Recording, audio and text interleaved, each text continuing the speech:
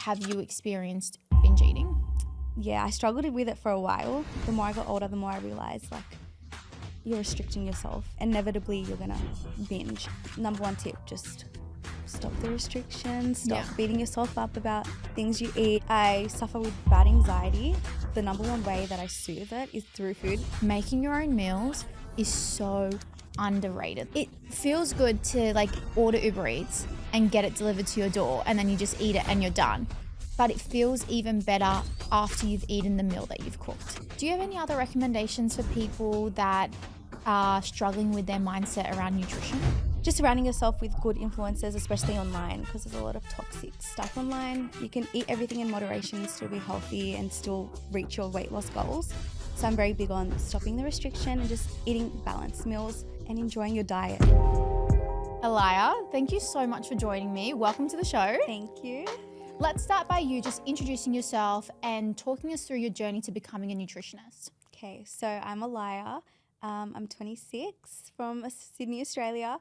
So I've been passionate about nutrition for the longest time since I was in high school. I was always like the chubbier twin. Like I'm a twin. You know what? You posted something the other day and I think it was your movie recommendations. Yeah. And I saw the page and I was like, you're actually an identical twin and I had no idea. I'm actually a triplet, but like, What? yeah, I'm an identical twin within the triplets. Yeah. Insane. Sorry, keep going. No, it's fine. So I was like always the chubbier twin. And so in high school, I just went on this health journey and like lost a lot of weight. However, like back in that time, there was a lot of like toxic things going around on the internet and like a lot of really toxic influencers. Like, I don't know if you remember like Frilly, the banana girl. No. It was like this raw till 4 diet. Like I'm a little bit diet. older than you, so No, it's it. don't even. But like I followed all these stupid diets, and then as I got older, naturally, I just wanted to learn about nutrition and be a good influence. And so I studied nutrition and now I'm here. What were you doing before nutrition? Did you dive into anything else or was nutrition like it? You were like, I'm passionate about it. I've gone through my own transformation. I love it. I just want to do this. Straight into nutrition after school. Yeah, I knew exactly what I wanted to do. So I'm actually really curious in knowing, you know, what you do day to day is you create incredible, healthy food, variations of like the most popular food. Mm-hmm. And you make it low calorie, macro friendly, high protein, delicious. Love your food, by the way. Love yours too. Thank you. And so when you study nutrition, you usually go down the path of becoming like, you know, a nutritionist that supports and helps someone on, you know, whatever journey, their health journey that they're embarking on and making nutritional recommendations. But you went down the recipe path, which is very different. Yeah. What made you dive into that area as opposed to the other? So when I started nutrition, I was originally studying nutrition and dietetics. And then halfway into the degree, we did a subject about food production and like recipe development. And I just fell in love with it. Like I was like, this is what I want to do. There was stuff about nutrition labels and like macros and everything. And I was like, this is like my jam. So I dropped down to just nutrition science. I realized I didn't want to work with one-on-one patients. I didn't want to work in a hospital setting. I just loved creating food. And so from that subject, I knew what I wanted to do. So wow. Yeah. And have you always been a good cook, or is that something that you kind of like developed over time? Something I developed over time. Yeah. But my dad and my brother love to cook, so I was always inspired by them. And yeah. What's your background, if you don't mind me asking? No, of course not. Lebanese. Okay, so I'm Lebanese as well. Yes, I thought you so. were Lebanese. Okay, because I grew up in a Lebanese family, as did you. And mum was just like the best cook. Oh, no way. Yeah, like the best cook. And it's funny because when I was younger, I was actually really lazy when it came to cooking because mum would cook everything for us. But it wasn't until I moved out of home that I then realized I was actually such a good cook. So was it that for you as well? Kind of. My mum, love you mum, but she doesn't like to cook. So I never got the inspo from her. So I started cooking for myself. And especially in high school when I was on like the weight loss journey, I would cook all my own meals, me and my sister. So then I kind of developed that from there. But my dad would cook a lot for us and I get inspired by him all the time. So a lot of my recipes, like I'll see him cooking and then I will like want to make that as well. So you ever look at what he's cooking, you're like, That is so high in calories. Yes, all the time. All the oil he adds. Oh, Yeah. it drives me insane. Yeah, my mum's cooking has changed a lot since, watching how I cook. But originally, I don't know if your family ever did this, but they would use like that fat, like there was like actual fat that they would use instead of oil. Like it was just calories on calories on calories. And it's like, that this could be a quarter of the calories if you just changed how you cooked it. And you don't need to jeopardize the flavor. Exactly. It's crazy. My teta does that a lot. She uses all that. But my dad's okay with that stuff. He probably is inspired by you as well, I right? hope so. And he's learned a few things from you. For sure. So when you got into like recipe development and food content creation, what was it like back then? Like how many years ago was it? Was it during a period of time in your life? Like what actually inspired you to film your first recipe? So this was back in COVID. Can I say that? COVID? Yeah. Go for it. Like COVID, during the COVID era, I was just creating a lot of like content. Me and my cousins and like my sister, we created a YouTube channel and we're just posting videos and I just loved it so much. I loved editing. And then I did a subject in uni. It was an elective. It was something about social media. And one of the assignments was to create a social media channel and start posting on it and documenting your progress. So I created like my TikTok account from there and the rest is history. Like literally from that subject at uni, it turned into what it is now. Wow, Yeah. that's crazy. It is. What was the first recipe you ever filmed? Do you remember? I think I do. Okay, it's not really a recipe, but it was like iced matcha latte. Oh, yeah. Like a lower calorie iced matcha latte. That's trending right now. I posted that years ago and I like still look through like my old videos just to see what I was like posting back then. And it's just so funny. Yeah. That's so Insane. crazy. Yeah. Like one thing just inspired you and then it's just put you on the path that you're on right now. Literally. It's insane. So where do you look for for inspiration when it comes to creating the recipes that you create today? So I just foodie inspo, like TikTok scrolling. I follow so many food pages that post like the proper, not low calorie and high protein versions of foods. And so I look at that and I'm like, oh, that looks so good. I need to recreate that. So for example, I forgot her name. It's like Michelle 23. She posted a cinnamon roll cheesecake and I was like, I need to create that. I need to make that lower calorie and high in protein. And then I created my cinnamon roll cheesecake bars and they were so good. Do you ever, when you start to create recipes, when you go to make them low calorie, macro friendly, I had this the other day and it's been like one of the first times it's ever happened to me. My high protein mac and cheese with cottage cheese. I'm telling you, people lie when it comes to their recipes online. But do you ever fail at the first attempt and then you're like, okay, I need to do this again. I need to change this. Like, does that happen for you? Yes, a lot. Yeah. I'm a perfectionist. I need to make sure the recipe is perfect. Yeah. I make like multiple versions of it and I get like my family to test it. My sister, she's like my favorite taste tester. She'll be so honest with me. And yeah, I do fail. But that's why like it's fun because you just keep going and you work out what works and then it turns out amazing. Yeah, I tried to do the high protein mac and cheese and I found a macro friendly version, like a low calorie macro friendly version. And of course, like I like to do my own spices and flavors and whatever and just different ways of cooking it. But I tried their recipe and it was a complete fail and I was like, Oh no. I don't know if did you even do it like this? Did you blend the cottage cheese? I blended the cottage cheese, but it would separate. Yeah. It In the happens pan? a lot, yeah. Do you know how it took me 3 attempts? Oh, and I filmed no. every attempt and I got so frustrated. That is frustrating. I nearly gave up on the recipe, but that's the first time it's ever happened to me where like the first attempt of creating a recipe just hasn't worked. Because usually kind of like, if there's like a cream, you can probably use like a skim milk or a light thickened creamed or a Greek yogurt or a cottage cheese. Like you know what the replacement is after you've been doing this for a while. But I just wondered if you still actually test it before you create the recipe or not. Oh, 100%. Yeah, it's quite interesting. So what are the 3 favorite recipes that you've ever filmed? Oh gosh. Okay, so one of my most recent ones was the hot honey crispy chicken Caesar salad with fries. That's like my favorite, I think of all time, my favorite recipe. And it's like so good. Yeah, it popped off as well. And like so many people remake it to this day and I'm like, oh, I love it. I get so excited. but that's definitely one of my favorites. I have so many. The cinnamon roll cheesecake bars, so good. You made this like shawarma bowl. Yes. I remember that. Oh, yes. I think I made it one night for dinner and for my partner, and we just loved it. It was so good. Stop. Yeah, no, that's it. I really liked that one. Yeah, I love how you are creating recipes that aren't just your typical. So it's not just like another burger or anything like that. It's like very much like the meals that you would eat when you dine out or, you know, you love, but you're just like, oh, I just wouldn't, it's too high calorie. I'm just not going to have it. And you've just done such a good job at recreating them. Oh, thank you. You too. I get Thank very you. inspired by your page as Oh, well. thank you. Yeah. I get very inspired by I love your it. Look at inspire each other. So how has your philosophy towards nutrition evolved over the years? Because you did mention back in high school you were across like all of this like fad dieting and like just the toxic information that was available online.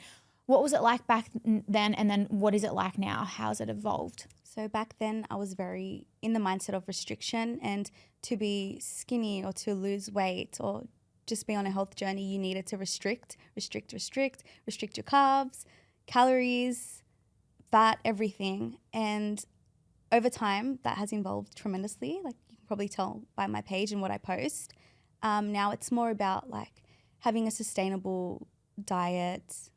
If I am on a calorie deficit, being like on a sustainable calorie deficit, and then eating whatever I want in moderation. So like the 80-20 rule, I'm very big on that. I tell everyone, stop restricting yourself. If you love a food, eat that food. Yeah. You can eat everything in moderation and still be healthy and still like reach your weight loss goals. So I'm very big on stopping the restriction and just eating balanced meals and enjoying your diet, because if you don't enjoy it, like it's not going to be sustainable. Absolutely, preach. Yeah. What's the 80-20 mean to you? So it means like 80% of the time I just try to eat healthy, like nutritious foods that are full of nutrients and vitamins. And then the 20% I get to enjoy whatever I like. So I love ice cream, so I'll enjoy that 20% of the time. And also I incorporate it into my recipes as well. So 80% of the recipe will be like healthy, nutritious foods, and then 20% will be like if I'm making a chocolate muffin, I'm going to add chocolate chips into it. I'm not going to substitute that for anything else. So it's very like balanced, 80-20 balance of health and wellness and like just enjoyment. Yeah. Yeah. What does a typical day on a plate look like for you then? Ooh, it changes all the time because I'm always cooking, so I'm eating so many different things. But I always eat breakfast, lunch, and dinner, and I try to get 30 grams of protein, 20 to 30 grams of protein per meal. Yeah. But I also have dessert at the end of every day because I have the biggest sweet tooth. But usually for breakfast, I always start my morning with bone broth. I love bone broth so much. Yeah. It's so good. So good for your gut health. Yeah. Good form of collagen as well. Mm-hmm. And skin. It's something I implemented this year. Life-changing. Which one do you use? I use Best of the Bone. Oh, yeah. I love that. Them. Yeah. I like the turmeric one. I love the turmeric. Yeah. It's so good. So good. I never thought I'd like it, but it's amazing. It's so good. It's like a warm cup of soup. Literally. It warms up your gut as well, which exactly. is great. And it cuts the habit of like having coffee first thing in the morning, which I love. Do you have coffee in your day? Yeah. Of course. But not first thing in the morning. No, I used to, but not anymore. Yeah. Do you have coffee? Yeah, I recently was on a low histamine diet. I was breaking out in hives. I saw that. Yeah. Yes. And so I actually couldn't have coffee for a while, and I was someone that was like, wake up coffee, wake up coffee, exercise. And so I cut it out. And then ever since I cut out coffee, I'm still having coffee daily, sometimes twice a day, but I'm having it a little later. Okay. Because I usually start my day with like my protein smoothie. I start my day every day with a protein smoothie. No way. Yeah, I love it. I just like. Don't you get cold? I feel like it's so cold. No, my team laugh at me. I get a tea towel and I wrap it around my smoothie so it's not cold in my hands, but it does sometimes get cold in my body. But I just love it because just like yourself, getting my protein in is so important. And I find that having a protein smoothie in the morning has made it far easier to hit my protein goals for the rest of the day. couldn't find a protein powder that I loved, and then that's why I created the one we have now. Oh, amazing. Yeah. How cool is it to say I use my own protein powder? Yeah, it's cool. It's pretty cool. That is amazing. But sorry, keep going about your day on a plate. So then I'll have breakfast. It always changes because like I'm not decisive. I can't stick to one thing. It always changes. But I've been loving protein muffins at the moment. Ooh, for breakfast? Yeah. I make like my protein muffins and I'll have like 2 of them. So good. Like I look forward to it every morning. And then lunch is whatever I'm cooking for the day and filming. And then dinner's the same thing. Yeah. Do you film every day?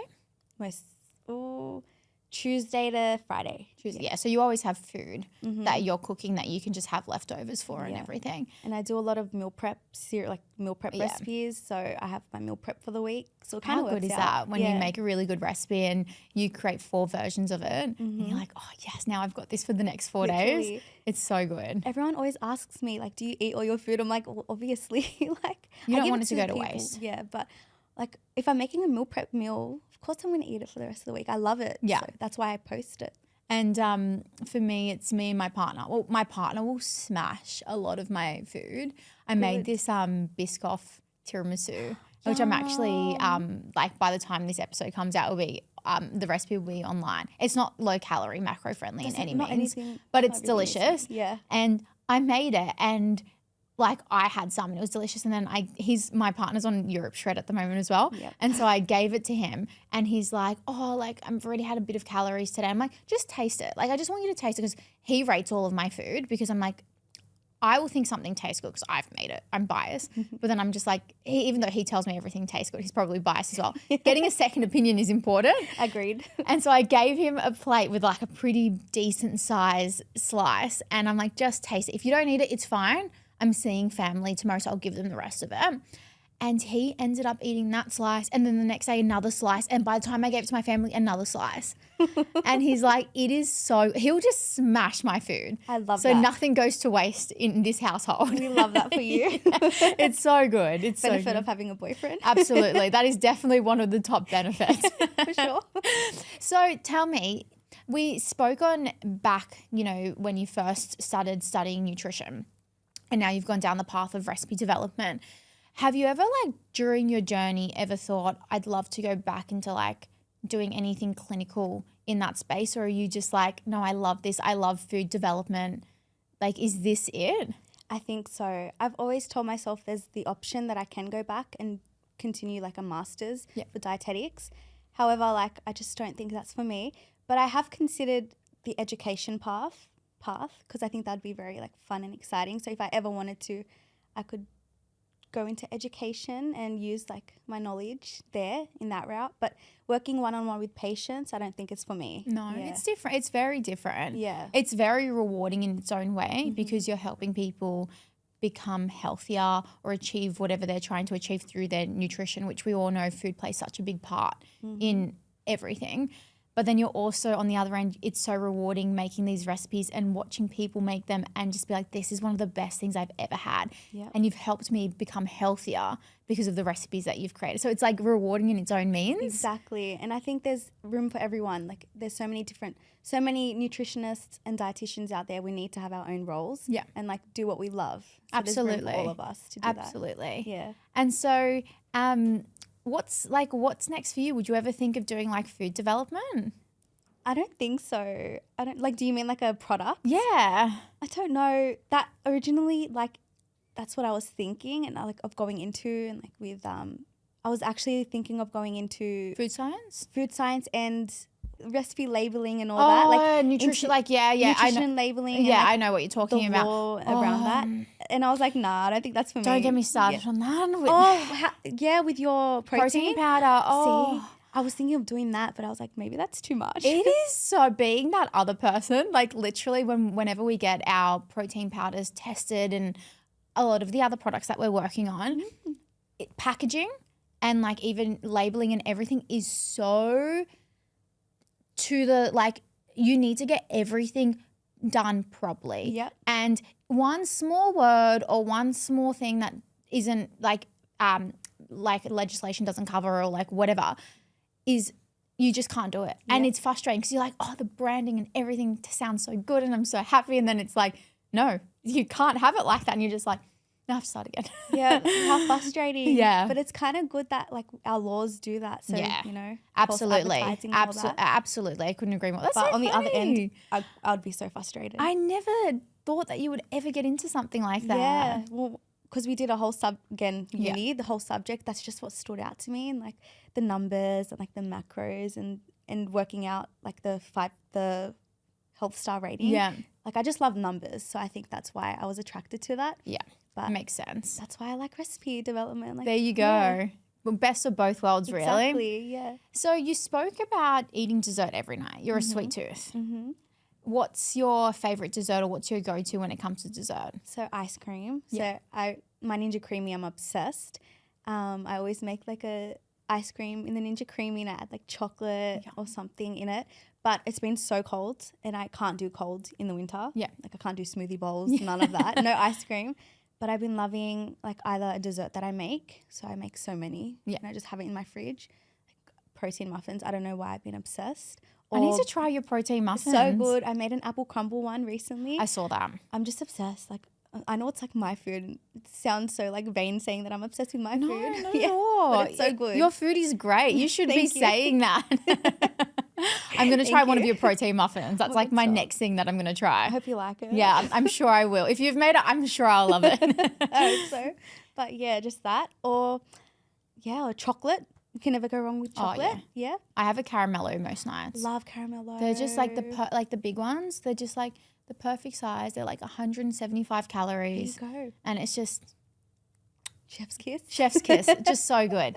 So look, there's going to be a lot of people listening to this episode that are embarking on a health journey.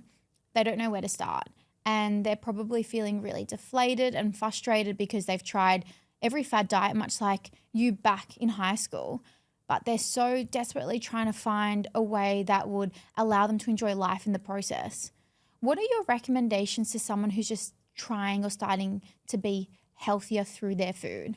So I would just recommend starting slow and not just cutting out everything, listening to people online saying you have to cut out carbs or do keto to lose weight. Because like so many people around me think that. And it frustrates me because it's like doing you more harm than good, in my opinion. Unless you have like a medical reason to have to cut out carbs, like PCOS, I know there's a whole, like you need to eat lower carb and lower sugar. Specific diet around Yeah. those conditions, yeah. But if you're just trying to be healthier and lose some weight, or embark on a health journey, just start by the basics, like eating your 3 meals a day, hitting your protein goals, creating foods that you love, but in a lower calorie way. And that's what our pages are for. So like if you need inspo, and just like starting to get into your groove of cooking your own meals, That's a big one. yeah, like cooking your own meals is such a big one. And meal prepping is really good for that. So like you can meal prep your meals and make really nice tasting meals as well. And yeah, I guess starting with the basics. Yeah, I actually have like so the reason why I'm going to Europe is because one of my best girlfriends is turning 30 and she's doing a Europe shred as well. And then I was with her yesterday afternoon and I think it was like 5:30 or something. And she's like, she's like tracking her food and everything. And she was like, I'm just so tired. I don't feel like cooking. Like, what should I eat? Maybe I'll get fish bowl or maybe like, which, you know, is like a healthier alternative Uber Eats. Yeah. And it's just like, it was like a Tuesday night or whatever.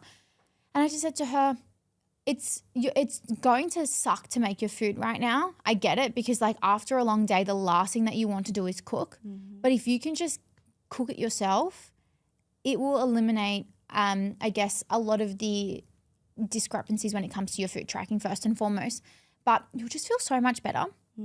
I agree. You just like, it feels good to like order Uber Eats and get it delivered to your door and then you just eat it and you're done.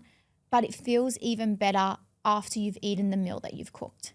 And I think that tip that you just gave for someone who's looking to embark on a health journey or become healthier, particularly when it comes to their nutrition, making your own meals is so underrated. Like I it agree. is. I tell everyone that just cook. It's not that not that it's not that hard, but like it's just you control everything that goes into it. You know everything that's going into it, It tastes better It sometimes. does. No, most I of agree. the time. Most of the time. Yeah.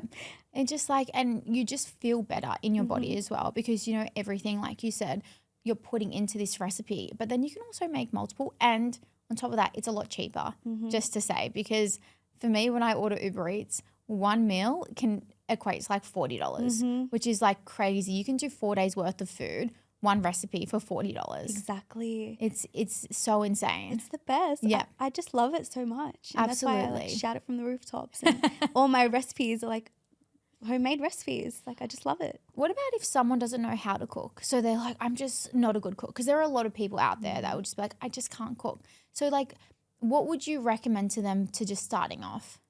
Well, starting off with easier recipes, basic recipes, just like learning how to cook the basics, like a good protein, learn how to cook some rice and like steam your vegetables and just the basics basically, because it's really not that hard because everyone starts from somewhere. Yeah. And we all learned how to cook. We weren't just born and we just knew how to. So just learn the basics, nail that, and eventually it will all come together. Just follow a recipe as well. What's one of your most simplest or easiest recipes that you've posted online that someone can search up? So my meal prep tuna pasta salad. Was it my tuna pasta salad? Yes. Meal prep tuna pasta. You just get a can of tuna and high protein like the Veta pasta, boil that, mix the tuna into it, add some Peronaise mayo, and it's literally the best meal. Like I meal prep it for work. It's the best meal. Yum. Yeah. It's just so simple. What do you do for work? I have a casual job on the side. Oh, okay. I was like, I do it for work. I'm like, wait, but you do food recipe development. That's like my main job, but I'm not allowed to like actually disclose it on social media. But it's just a casual job that I go to on the weekends. Top secret, everyone. Yeah, top secret. But yeah, it just keeps me sane. Oh, okay. Yeah. Yeah, it's, you know what, like, I don't know about you, but when I'm creating recipes day after day, hour after hour, I'm just like, give me a break. Mm-hmm. I can do my full-time equilition job running the business every day of the week. But when it comes to recipe development, it's hard work. Yeah. Particularly when you're filming. Exactly. It's very draining. It's very draining. Yeah. Like it's not, I don't want to complain about it or anything, but like it is. Yeah. So I understand why you have that casual job on the side, because it's a good break between the two. 100%. So I'd love to touch on just a little bit about any experience of like binge eating previously, because you did touch on, again, in high school, toxic diets, fad dieting and so on. Did you ever experience, or have you experienced binge eating? Yes. A lot during high school and my early 20s and stuff. Yeah, I struggled with it for a while and I like always felt so alone in it, and like I just didn't know what was going on with me and stuff. And then the more I got older, the more I realized like you're restricting yourself. Inevitably you're gonna binge, and I developed a binge eating disorder. I never was diagnosed or anything, but I knew. Yeah.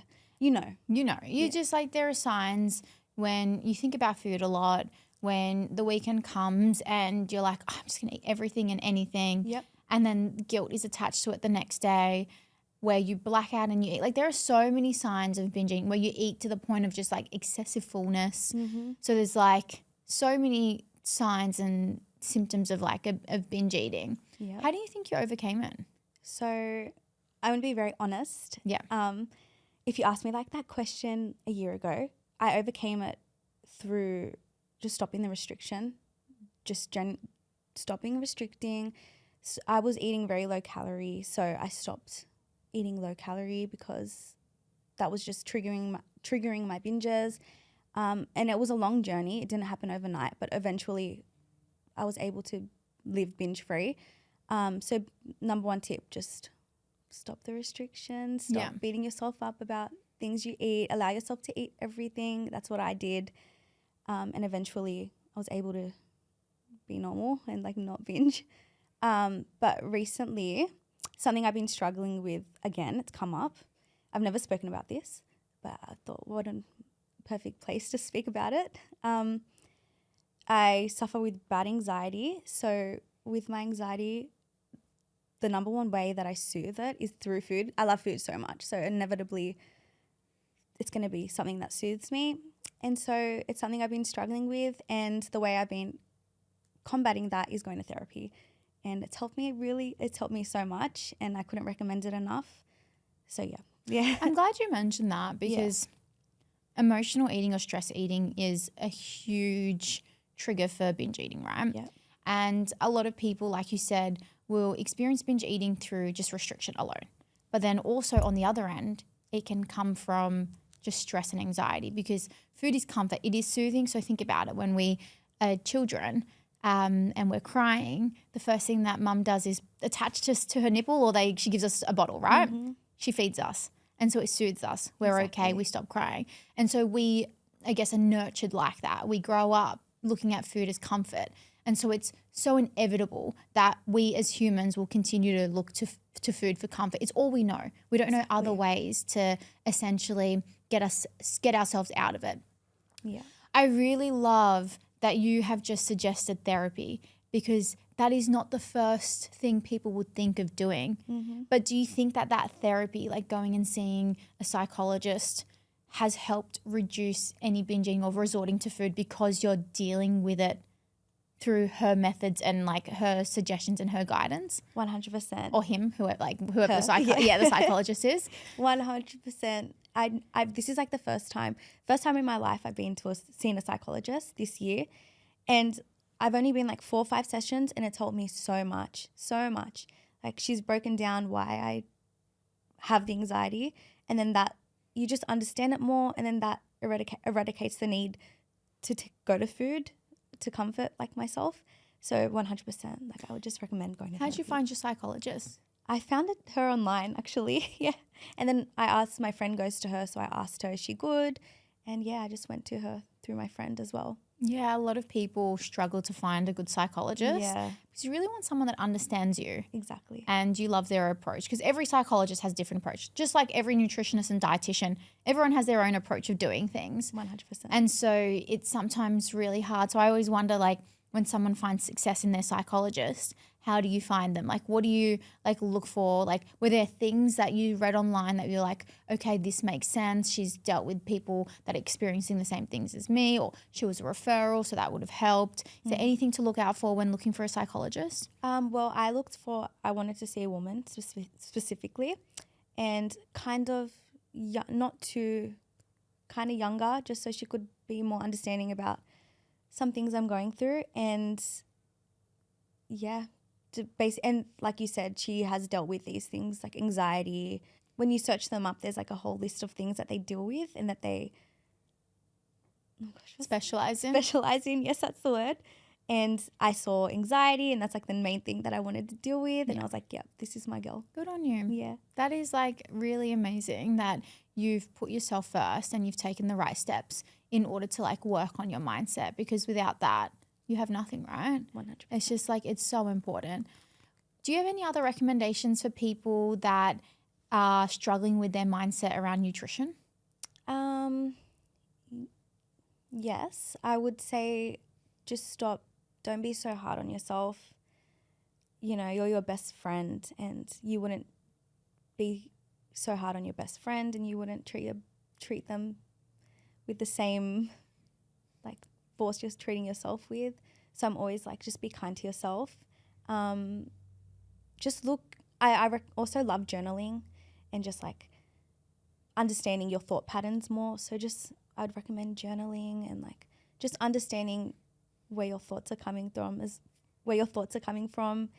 and just being kinder to yourself, because we all struggle and there's reasons for that, and you won't know unless you just have a look. So I would recommend doing that, and just surrounding yourself with good influencers, especially online, because there's a lot of toxic stuff online, and I'll shout it from the rooftops because like it affected me so much when I was younger. So it's like I never want to be that person. But yeah, just surround yourself with positive people online, follow people that inspire you, and you know, a lot of people deal with it, so you're not alone. Absolutely. Yeah. I love the first tip where you said you would never speak to your best friend like that.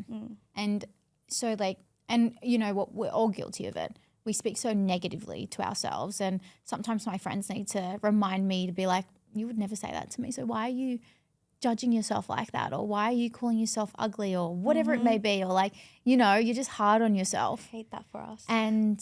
But you would never say that to your best friend or your Exactly. sister or to anyone in your life. You'd never speak to someone like that, but you find it okay to speak to yourself. And I think that head noise is just like the worst thing ever. So yes, be kind to yourself. Absolutely. So one last question to wrap things up. Yes. What are 3 kitchen essentials that you think every person needs for healthy cooking? I love this question. Oh my gosh. Okay, so number 1, air fryer, life-changing. I will never understand the people that do not have an air fryer. Me They're like, too. I don't have room for it. It's like, no, make room. I know, I agree. It's the best thing. You want like a healthy chicken schnitzel that's like crispy, air fryer. Yeah. Fries, I make all my fries in the air Yeah. fryer. Never in the oven, air fryer. Like Yeah. Everything's the air fryer. And it's so quick. Yeah. Love it. What's the most unconventional thing that you've cooked in the air fryer? Eggs. Oh yeah, I Yeah. do that as well. Oh, Yeah, yeah, is that- that's I don't normal. know. That's normal now. That's What normal else? now. It's normal now? Yeah. Oh gosh. Okay. I think it's normal to me. I was like so mind blown. I'm like, hey, what is this Yeah. sorcery? Oh my gosh. I don't know. What's an unconventional thing? Have you ever cooked like a cake or anything in the air fryer? I've tried, but it doesn't hit the same. Dumplings? No. I have done a whole chicken. I've done a whole chicken as well. Yeah. I don't know. Maybe I'm just To be honest, basic. no. I think I've just tried everything. Really? Like instead of like turning on the oven or the stovetop, I just turn on the air fryer. I do too, but like some things just don't. Maybe it's just my recipe that I'm using. I just need to perfect it. Have you done cakes and stuff in the air fryer? I don't know if I've done cakes. I've done some sort of dessert. I can't remember what. But you know what's funny? My partner thinks that every air fryer is different. I swear by Sunbeam.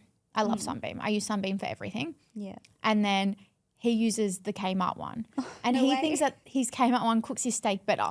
And I'm like, no, it doesn't. You're probably just cooking it wrong. Hard. Wait, is the Kmart one the one with the different levels? No, it's the one No? that has the little knob thing. It doesn't even have a digital temperature thing. I can't. I need it to the like the Same. numeric, like the one.